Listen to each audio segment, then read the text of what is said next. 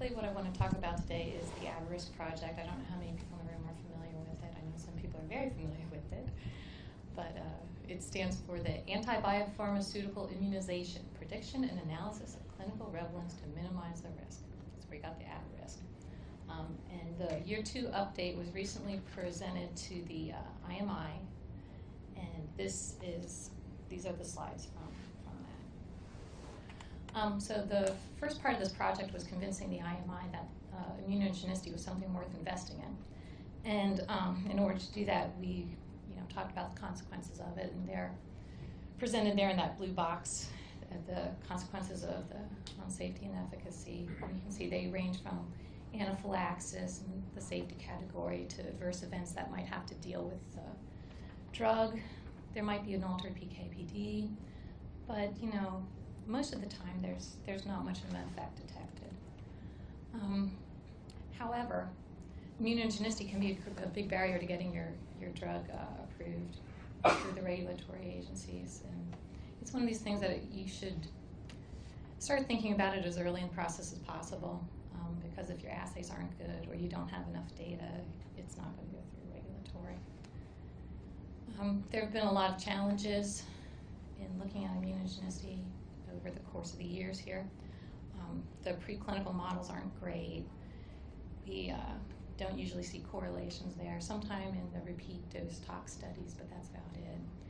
And then the other thing that's a concern is that immunogenicity isn't always taken into account in the clinical situations. If you have a drug and it stops working, patients develop anti-drug antibodies to it, there's another drug. So that there's not a lot of investigation that goes into the causes of it. Patient monitoring isn't harmonized. We have lots of different assay procedures for the same drugs. We have some assays that are proprietary, and we don't really know, what the specifics of it, what it's capturing, what it's detecting, and then that makes it difficult to compare these results across the cohorts. So with all of this, the effort that's gone into looking at these immune responses, there are a lot of gaps, and that's kind of where we went to the IMI and said, look, there are a lot of things we don't know about immunogenicity. There's a lot of things we'd like to find out, and the mechanisms, the disease, the role of other treatments. So that's where ABIRISK came into being, and Dan Sikkema is the head of GSK Clinical Immunology, and he is the overall project coordinator for this. Mark Polardi works in CERN, and he is the managing entity. The project was started in March of 2012, and it was it's planned for 5 years. We just got a renewal of the approval, so it's going to be funded by 35 million euros. There are 9 industry members, 26 academic partners, and 3 SMEs involved right now. And this is just a list of all of everybody who's involved. I'm sure you can't see it from there, but you can see it's mostly academic institutions. So the rationale behind it is because the biopharms are so complex, and they're just getting more complex. They're getting more things onto them. Our job as immunologists and people who are investigating immunogenicity, it's just going to get harder. So we wanted to look at in vitro ways of measuring immunogenicity. We wanted to look at whether we were able to identify patients, and looking again back at the product as well. Is there formulations, aggregates, what things are going to be a concern? And hopefully, with all this knowledge, we'll be able to select, better drugs going forward. The driving forces behind the project, again, as I said, there are 38 partners. They are looking at 5 different indications. There's hemophilia, multiple sclerosis, rheumatoid arthritis, lupus, and inflammatory bowel disease. And right now there's 6 different drugs that are being looked at for all those different indications. They're listed there as well. We've got our academic scientists. We've got lots of patient samples. We've got a lot of retrospective cohorts, as well as we're gathering prospective samples as well. We've got anti-drug antibody assays that are being developed, and we've got modelers to put it all together into a database, which is the final goal. So again, our objectives here are to develop these assays that are standardized for the biopharms that were mentioned. These assays are going to be made available to everybody, as well as the reagents that are used in them. We're trying to figure that out right now, like what is the best way to distribute them to people. We're only going to be around for 5 years, so we're not going to have a repository of our own, but hopefully we can partner with another one and distribute these to people who want to use them. There's going to be a database that comes out of it that has all of the data from the retrospective cohorts and the prospective cohorts. The prospective cohorts are listed here. We're looking at pretty good sized studies. There's 500 patients in the RA, 200 in the inflammatory bowel disease. The hemophilia is a little smaller because they're harder to get. There are only 30 patients there. MS about 500. The retrospective cohorts, we've got a lot of those already, and they're being entered into the database now. I think mostly for the MS samples are in there. The rituximab has started in a little bit of hemophilia. Some of the more investigative things that are happening in ABIRISK is they're looking at the mechanisms of the immune response. So they're characterizing the lymphocytes in terms of cell surface markers and cytokine profiles. And some of these results are becoming available. There's also a work package that's developing tools for prediction. That again is also becoming available. And then ultimately there will be a database that contains all of this. So again, just going over the work packages, there's work package 1, I'm a co-leader of work package 1, and they do the ADA assays, development validation. Work package 2 is a cellular characterization. Bonnie is a co-leader of that one. And then work package 3 is the prediction technologies. Work package 4 is in charge of the database, and work package 5 kind of oversees all of us. And then we have cohort leaders that manage the different patient samples. And this is just a diagram of how the work packages interact. And as you can see, there's a lot of crosstalk between them. So the year 2 update, where are we so far? So for the assay developments, we're in pretty good shape. The academic labs and the CROs have all submitted protocols, and they've been reviewed. We've selected for rituximab, factor VIII, and the anti-TNFs, although they still need a little work. The interferons are coming up behind, but they'll be here soon. We needed to add new methods for the natalizumab and tocilizumab because the ones that we had just weren't going to work. And for these assays, we're generating human positive controls in Antonio Lanzavecchia's lab, and so right now we've got 2 of those for the interferons and 6 for rituximab, and those are currently being evaluated in the assay. So we should know something soon about what kind of positive controls we're going to have for these. As far as the prospective cohorts, we've got protocols written, we've got approvals, we've got a sample flow and a data flow. So they've started to enroll patients in those already, and they're going along well too. Work package 2, they've also begun a lot of their work. They have started the immunophenotyping of the PBMCs from some of these studies. They've got a panel that has 322 CD antigens, and they're doing cytokine profiles as well. The clinical samples have been evaluated from 32 of the MS subjects so far. So that's, all going to be available. They're evaluating the T-cell responses and B-cell responses, doing clonality analysis and epitope mapping. Work package 3 is a lot of the assays that are being performed in work package 3 have been described here. Jeremy described a lot of them yesterday, and I know some of them are some of the same things that Tim is looking at. There are a lot of the predictive assays. So there's in silico. The in silico predictions are coming along. They're still spotty, but there's HLA binding assays, and then there's the T-cell assays and B-cell assays and DCT assays, which ProImmune actually did for the ABIRISK project. We can't interpret it yet because we still have lots of other things missing. There's also going to be an animal model that uses the human artificial lymph node, but right now they're only to the point where they've decided which drug they want to put into it, so there's no data there yet either. Work Package 4 is the database, and this has been, this is basically being broken down where the information comes from the retrospective cohorts or the prospective cohorts, and then is merged onto the Transmart platform, and then the data can be integrated for queries.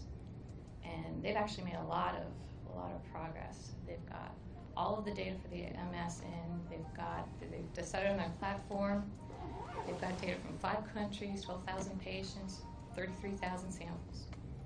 So it's what it has. It's ready, and you can start. It's going to be the kind of thing where you can start to ask it some questions already.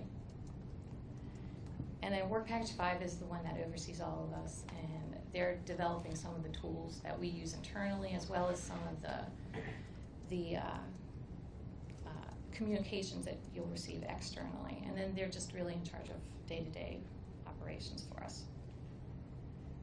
So right now, what we're looking at with some of the issues we're having and what we see being important is we need to improve our patient recruitment. A lot of these studies we are competing against ourselves, for enrolling patients. It's hard to get them into the studies because they're so popular. But we need to do that, and then most of the other things are clinical. Timelines are always a challenge, and we still have a lot of samples from the retrospective cohorts to get in. We have some technical issues with the ADA assays. Some of them are not very drug tolerant, and they're going to need to be optimized, and that's kind of affecting the timing between work packages. But once all that's together, we just need to get the database squared away, and we should be good to go.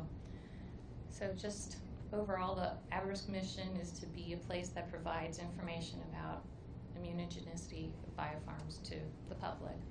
And if you want more information about it, there's an external newsletter that I'd encourage you to sign up for.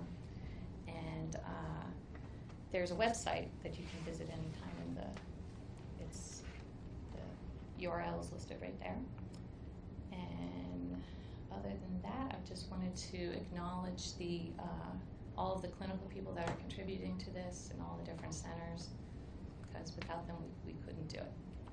And with that, I'd be happy to answer any questions. Great. Any questions? Please. So basically, the program will permit for you guys to develop the methods, validate them, and then transfer them to potential CROs that could help you out with the sample analysis. Is that correct? Sure, but anyone Or could any other use lab. them. Yeah, any lab that wants to use them can use them. Okay, so in terms of being in line with the regulations, do you think, what would be the methods that, how would you kind of transfer the method? Would it be like just a partial validation, you're thinking, or? I think that would be up to the lab that it was being transferred to, but I would encourage a partial validation anyway. We are doing cross-validations in different labs, so we do know something about the robustness of the assays, but I would encourage that anyway. So at the end of this, you're doing it with existing biofarms, Right. right? So at the end of the 5 years, I mean, these aren't going to be the last biofarms. Are you going to have a best practices recommendation for the next one that comes out of how to prepare for the kinds of things you're putting in place now? I don't know, that hasn't really been discussed in that particular format, but we have said that, there's going to be an IMI 2, so there's always a threat that, the new ones could go into, there might be an ABIRISK 2. But, and it's one of these things like, as the project's been progressing, like certain biofarms have become more interesting and certain have become less interesting, so there's always new proposals being accepted for other biofarms that we might consider. Although it certainly feels like we have enough right now. Right. But you're going to have a lot of learnings just on how you approach the problems that arise, right? In addition to the validated assays at the end of this in the database. That's true. Yeah. No, it hasn't been discussed, but I mean, it wouldn't be a problem to do that. I think it's somewhere in the description of work that we do hope to come out with some best practices. But, you know, it's a lot of it is just getting all of these diverse groups of people working together, which has really never happened before with this broad of level of different products, et cetera. Yeah. It's been challenging.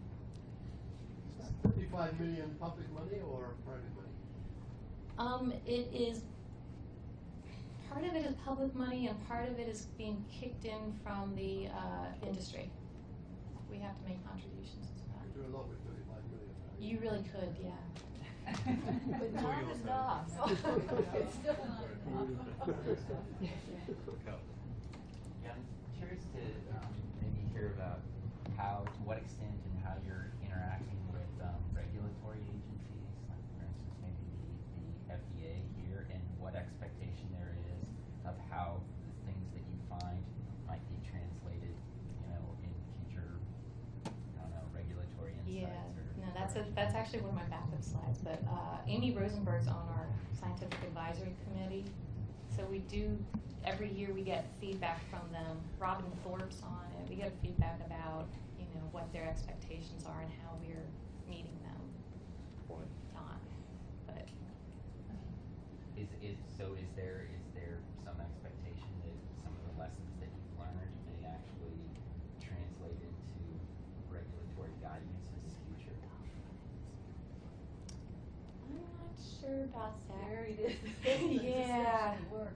But you know, we first of all, I think the idea is depending on what the results are, that could be true. But some of these types of measurements have never really been done before, right? Right. So we don't really We'll have to know see how what much to progress we expect make. yet. Some of the things, that is the expectation. Like one of the things we came up with was standardized terms and definitions that align with other organizations that are doing the same, and just how you describe who has an antibody response, how do you describe a positive response, how do you describe a patient who's positive versus negative. We've had to do that in order to actually stratify patients positive and negative, and some of those recommendations would apply. So are you talking about setting appropriate cutoffs, or is it more than that? Well, sort of approaches to setting cutoffs for defining positive patients. It's already pretty standardized how to do that for assays. Although that wasn't always being done in some of the academic laboratories. They weren't following the same type of approaches to setting cutoffs, Right. as we did in industry. But then there's also how do you define a positive patient who's actually had an immune response. Sometimes they're positive at baseline. If that doesn't change, have they actually responded to the drug or not?